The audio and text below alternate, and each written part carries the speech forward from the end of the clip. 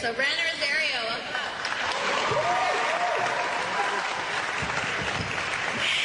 Quiet. Hey, quiet. Okay. Only got like 3 to 5 minutes apparently, right, Collier? 5? Okay. Take a deep breath.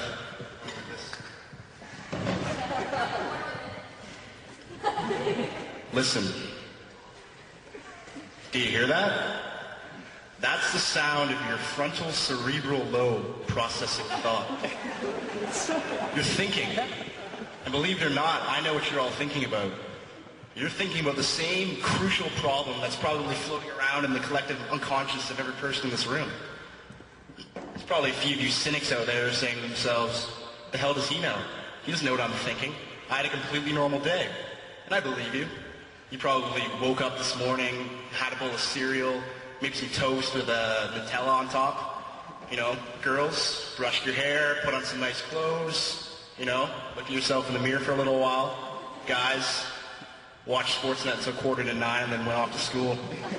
Even the cafeteria kids thought they were having seemingly normal mornings, and they were putting on their leather army boots and painting their faces like dead clowns and saying quick prayers to Satan. It probably took each and every one of you up until now to realize you had this burning sensation in the pit of your stomach. Do you feel it now? That's the problem. It's not AIDS. It's bigger than AIDS. It's the feeling of general concern from me in my pursuit of the Valedictorian nomination. Because let's face it, I don't really have a lot going on for me as far as credentials. For one, I'm not Jewish. So I'm not going to be naturally hilarious like Adam Sandler or Jerry Seinfeld or, you know, Jon Stewart. If they were running, they'd probably get the vote just based on that stupid ethnic stereotype by itself. And on top of that, as far as I'm aware, I don't have an incurable disease, so I can't play the sympathy card on you guys. Wayne Gretzky isn't coming to my house and autographing my things, so I must be good.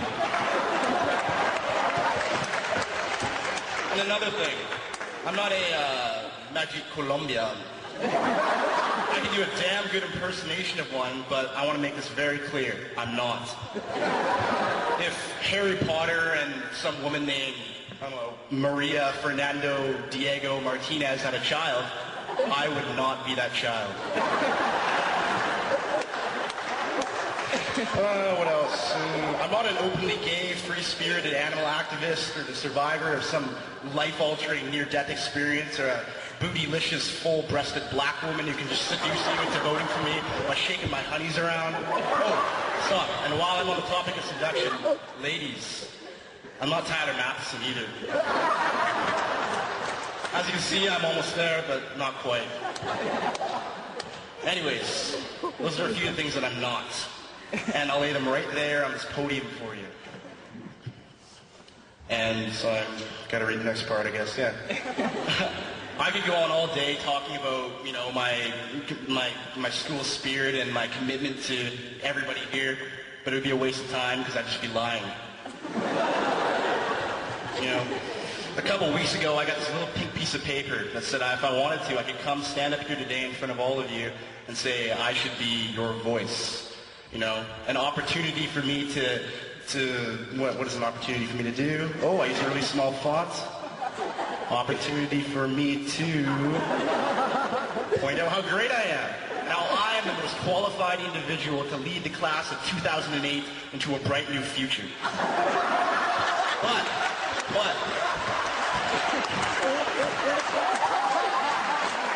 in the back of my mind, I can't help but worry that all this is going to do is put emphasis on the blind approval of some vacant, empty, middle brow shell of a speech that we've all seen and heard before. You all know the one I'm talking about, where the guy walks slowly across the stage like he's hot shit, and then gives everyone a brain hemorrhage with some self-satisfying, grandiose statement about life and transition, the pursuit of true happiness. I mean, this is your school. Look around. Look at that wall. Look at the other wall. You know, look at the floor and the ceiling and the windows. Look at every chalkboard and brick and blade of grass in the field. Look at the hallways and the lights and Miss Tenhove's awesome rack. Look at everything. Look at everything.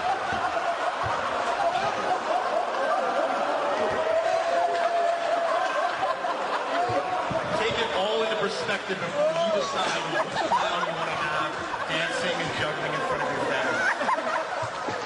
Seriously, it's a nice rack. She doesn't even teach it anymore, don't worry. Look for competence and reliability. If the Liberal Party of Canada taught me anything during their half-assed, lazy excuse for a term in office, it's this. Never make a promise that you can't keep. So I'll only make you this one. If you make me your valedictorian, I promise to put every ounce of soul and dedication that I have into that speech. Bottom line, I'll make you proud. That's not it. I got more. I'll make you proud, and I might make your grandparents vomit all over themselves in the process. But it'll wash out. And when it does, your grandparents will take the clothes and probably put them in the dryer for 40 to 50 minutes, or maybe an hour, depending on the size of the load. And those clothes will spin around in a circle, around and around and around and around, until they're completely dry. And then your grandma will come into the laundry room and open the dryer door, and she'll look inside, and before she hangs anything up, she'll spray Febreze all over the puke stain so that the rest of the closet doesn't smell bad when she puts it away. I know, can I finish? In the end, those puke-stained clothes will represent something. I'm not really sure what the symbolism would be right now, but most likely it'll be something great. And I'll wrap it up by saying, Parker Lang, he's sitting down like a girl.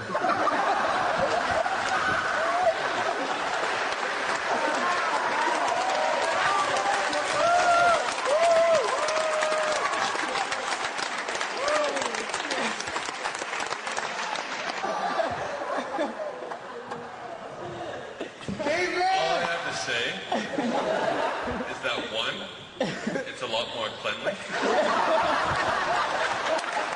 Requires a lot less cleanup. And the ladies don't complain about leaving the seat up. That's all I'm saying.